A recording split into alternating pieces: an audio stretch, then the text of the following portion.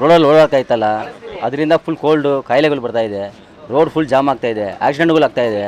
ಜನರಿಗೆ ತುಂಬ ಅಂದರೆ ತುಂಬ, ಇದು ವರ್ಷಾನುಗಟ್ಟಲೆ ಆಯಿತು, 6-7 ವರ್ಷದಿಂದ ಹಿಂಗೆ ಆಗ್ತಾ ಇದೆ ರೋಡು. ದೊಡ್ಡ ಟ್ರಕ್ಗಳು ಓಡಾಡ್ತದೆ, ತುಂಬ ಧೂಳು. ಅಂಗಡಿಯವರಿಗೆ ಏನಾಗ್ತದೆ, ತುಂಬ ಧೂಳು ಬರ್ತದೆ.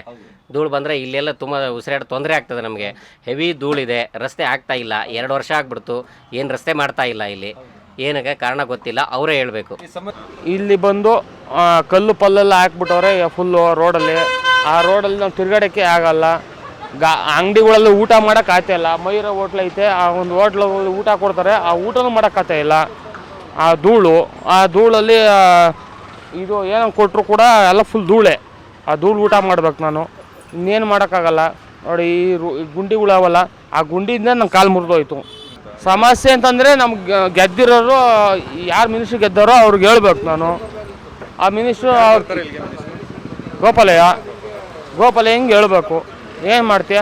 ಇನ್ನು ಮುನ್ನೆ ಹತ್ರ ಇದ್ದರೆ ಅವರ ಪುಣ್ಯಾತ್ಮ ದೇವ್ರಂಥ ಮನುಷ್ಯ. ಆ ವಯ್ಯ ಎಲ್ಲ ಬಸ್ ಸ್ಟ್ಯಾಂಡ್ ಎಲ್ಲ ಚೆನ್ನಾಗಿ ಮಾಡವನೆ. ಈ ಗೋಪಾಲಯ್ಯ ಹಿಂಗೆ ಏನು ಬಂದೈತೆ, ಇದೆಲ್ಲ ರೋಡ್ ರೆಡಿ ಮಾಡಲಿ. ಆವಾಗ ನಾವು ಇನ್ನೊಂದ್ಸತಿ ಓಟ್ ಹಾಕ್ತೀನಿ, ಗೆಲ್ಲಿಸ್ತೀನಿ, ಚೆನ್ನಾಗಿ ಮಾಡ್ತೀನಿ ಅವ್ರಿಗೆ. ಹಿಂಗೆ ರೋಡ್ ಮಾಡಿಬಿಟ್ರೆ ಯಾರು ಗೆಲ್ಸ್ತಾರೋ? ಯಾರು ಗೆಲ್ಸಲ್ಲ.